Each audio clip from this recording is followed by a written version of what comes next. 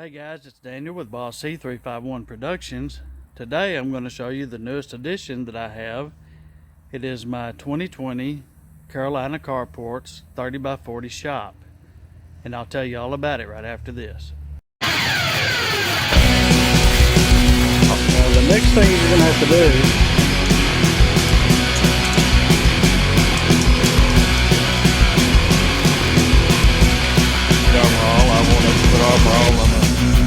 top and the switch. Well, I'll show you what it looks like.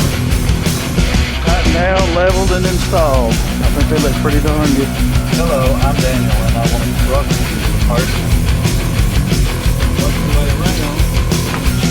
I have it set right now at 1080 out of the valve cover, and when it cracks in the neck, that's not worth paying the kind of money I did.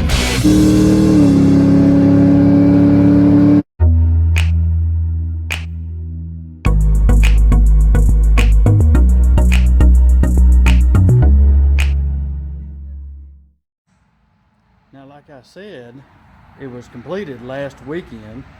It has two 10x10 roll-up doors and one 3-foot wide walk-in door. Also, you can see that I have some pretty tall walls on this building compared to the walk-in door. I got these walls 12 foot tall just in case I wanted to add a lift later. If you watched my earlier videos, I did a review on a cobalt cement mixer, and I was getting ready to pour these channels to channel water away from the front of my building. Inside the building, you can see I've already gone and set up a lot of my equipment, a lot of my other stuff.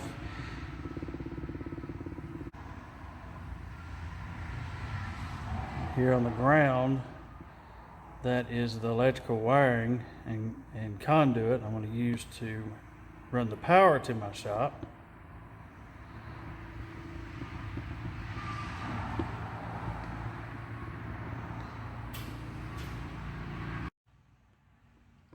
This is from the opposite corner.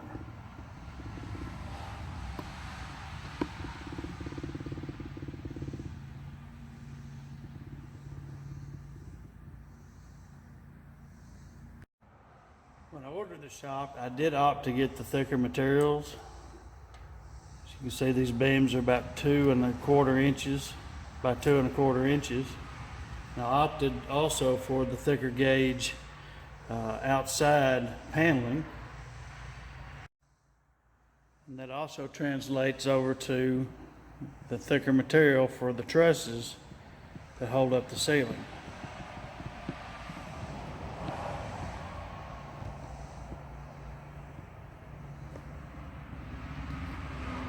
Now let me tell you a little bit about the floor. This was a point of contention for me as I searched for various paints and materials to coat the floor with.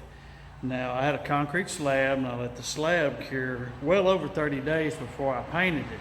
I looked at epoxy paints, which was quite expensive, and ultimately I decided to go ahead and go with this Rustoleum concrete and garage floor paint and primer. Now, I got this at my local Ace Hardware, and when I purchased it, I had to go to multiple Ace Hardware stores to pick up the quantity that I needed. The big box stores such as Lowe's and Home Depot do not carry this particular paint in their stores. You have to special order it. Now, I went with this particular paint for a good reason. As you can see, my floors are brushed. To be able to put down epoxy paint successfully, the floors must be ground down smooth. Now, if you watch videos across YouTube, you see several people have applied epoxy flooring to their floors in the garages, and it has come out pretty decent looking for about 3 or 4 months, and then they come back and make another video and it's coming up off the concrete. Also, it scratches real easy. You may start out with a mirror finish for a floor, but what you end up with is a marred bunch of mess, and I just didn't want that. This is going to be a shop. This is not a man cave or a display piece for everybody to come look at. I'm going to do work in this shop. I'm going to produce a lot of my YouTube videos in this shop, along with my brother's is also going to produce some videos on his channel in this shop. So far, this paint has been quite durable. When they built the building, they were careful, but they did drag some of the beams across the concrete that I'd already painted, and you cannot tell where they did that. This is kind of like a armor plating for your concrete.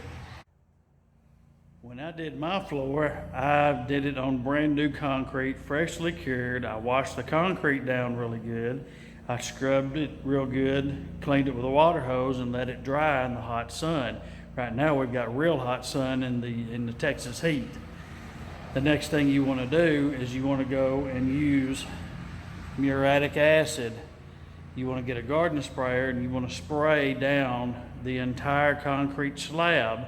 Let it sit for a little bit and do its little thing. What it does, it etches the concrete so it will better accept the paint in the concrete. Now, I did not want to use the standard powdered Rustoleum floor etch. I've seen other people use it on their videos with very little success. I'm one that feels that if you're going to do it right.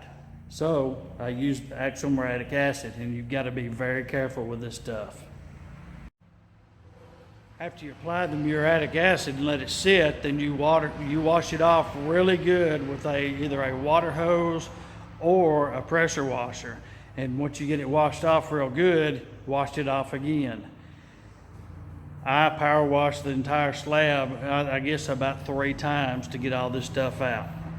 Then what you want to do is let it air dry, and if it's real hot where you are, it won't take long to air dry. I let it dry for about a week in the sun to make absolutely sure that it was cured and everything was dry. Now, once my slab was completely dry and it did not rain, I had to choose a time of day with the humidity low, and it's got to be below 80%, I believe, to be able to successfully paint the slab. So once it was below that, I went ahead and began to paint. Now, the calculations on the can per square feet, I wouldn't go by that. That failed me miserably. It was only supposed to take about 5 or 6 gallons of paint to paint my 1,200 square feet slab. It ended up taking double that to cover the slab, and then I used the remainder to go over it again the next day to cover it with a second coat. This just added a little bit of insurance on top of what I already put on the slab, so oil and everything else will not seep through the paint into the slab. As it stands right now, I have about 2 full quarts of paint left over. And the good thing about this paint is, yeah, you can scratch it. If you gouge it, then you just go clean it up, degrease the area real good, and then just paint over it with the remaining paint you have left over, and it's good as new. You can't do that with epoxy, not successfully. You can see everywhere that you patch the paint on epoxy. Now you can see my roll-up doors and the inside walk-in door. A lot of people on YouTube that have also had these buildings built, some of them call these roll-up doors cheap. I can't call them cheap. Where I work has some pretty expensive roll-up doors on the buildings that I work in. Those, no telling how many thousands of dollars. And I can tell you just from looking at these doors, they are worth every penny of $500 a piece. They are not flimsy, they're not cheap. So far I've had zero trouble out of them, and you can come back later and add a garage door opener to each of the doors to open the doors up with a remote. And these are the shelves I purchased at Home Depot. They were $99 a shelf, and they are supposed to be able to hold up to 1,000 pounds distributed on the shelf. I don't plan on getting that much, but they do their job. And you can get some heavier duty shelves there at Home Depot for $70 more, but they will not hold as much material as these shelves will stacked together. They are similar in construction to the heavy duty commercial shelves that attach together like this. They are thinner made, thinner metal. And they have wire mesh inserts for the shelving. And they have also retainers to hold the mesh to the shelving so it won't fall off when you move material. I must say that I am completely satisfied with my Carolina Carports shop. Now, it came in just over $13,000 when I ordered it. I also, once they built it, had to go around the outside edges of the shop where it meets the concrete, and I applied a Sikaflex concrete sealer around those edges. You'll have to do that after they build your shop if they build it on a concrete slab. Otherwise, rainwater could go up under the building sides and corners when it rains. Now, I was out here right after a very good rain, and my shop did not leak one drop of water inside. Again, I am quite pleased. Now I'm going to leave you with several pictures from start to finish of me preparing the land all the way to the last thing they put on the shop. This may take just a little bit, and just let it play.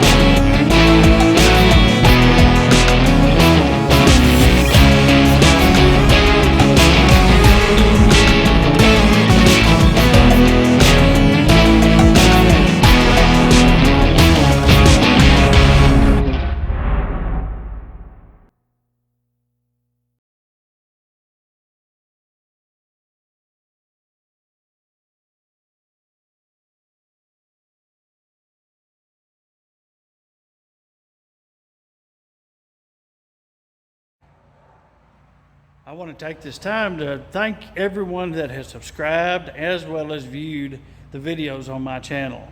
Now, you have assisted me in purchasing what I've wanted to purchase for several years by clicking on the links down in the description of my videos and purchasing parts and other things from those links on eBay as well as Amazon. Now, I've got about 700 subscribers at this point, and another 300 subscribers, I will be able to remonetize my channel like it was before YouTube changed their rules on monetization. This is Daniel with Boss C 351 Productions. Again, thank you for watching my videos.